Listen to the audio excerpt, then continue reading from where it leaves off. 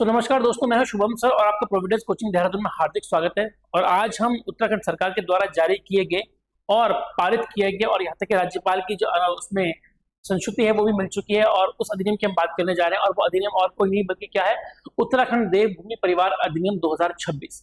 तो देवभूमि परिवार अधिनियम क्या होता है, इसके अंतर्गत क्या किया जाएगा, कितने वर्षों का इसमें बोला गया है, मांगा गया कि भाई कितने वर्षों तक एक व्यक्ति यहाँ पर उत्तराखंड में होना चाहिए, और अगर कोई डेटाबेस के साथ छेड़खानी करता है तो कितने वर्ष का या कितने लाख का दंड उसको दिया जा रहा है, इसमें इसके बारे में चर्चा करेंगे। इंपॉर्टेंट क्वेश्चन है, एग्जाम में आ सकता है। ठीक है, देवभूमि परिवार अधिनियम बहुत इंपॉर्टेंट है। इसमें क्या है, तो भाई सिंपल सी बात है, इसको राज्यपाल की आधिकारिक मंजूरी मिल चुकी है और ये पूरे उत्तराखंड में प्रदेश में तत्काल प्रभाव से क्या हो चुका है, लागू हो चुका है। ठीक है, अब इसका प्रमुख उद्देश्य क्या है? इसका प्रमुख उद्देश्य है कि सभी नागरिकों का एक सुरक्षित और सुव्यवस्थित केंद्रीकृत डाटाबेस तैयार करना।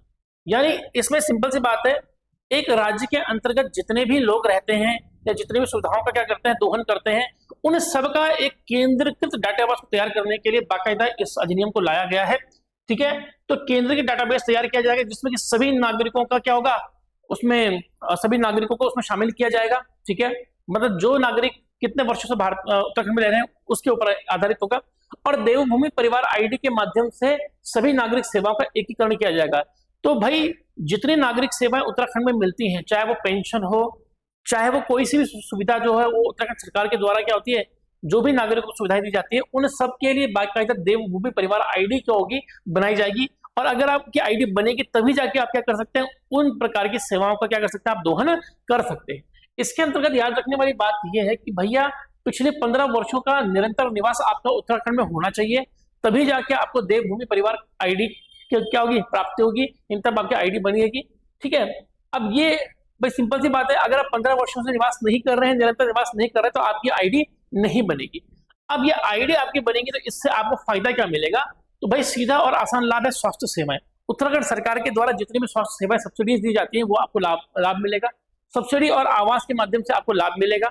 और शिक्षा और रोजगार की योजना उत्तराखंड सरकार के द्वारा चलाई जाती है, उसका लाभ जो होगा आपको मिलेगा। ठीक है, यानी विभिन्न सरकारी योजनाएं जो होती हैं उनका आपको लाभ मिलेगा। लाल फीताशाही खत्म होगी और सीधे नागरिक तक क्या होगा, लाभ पहुंचेगा।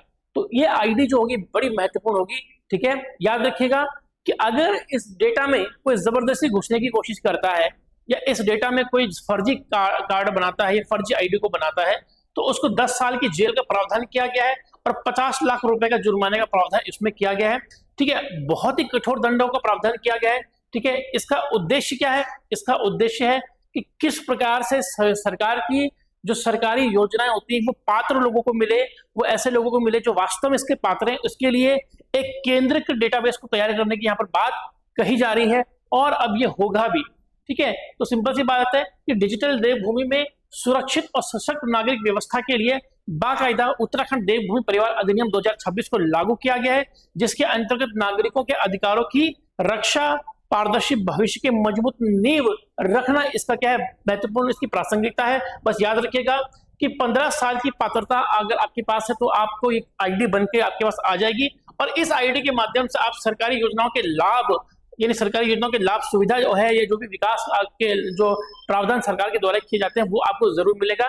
ध्यान रखिएगा 2026 में आपका उत्तराखंड देवभूमि परिवार अधिनियम जो है वो लागू हो चुका है।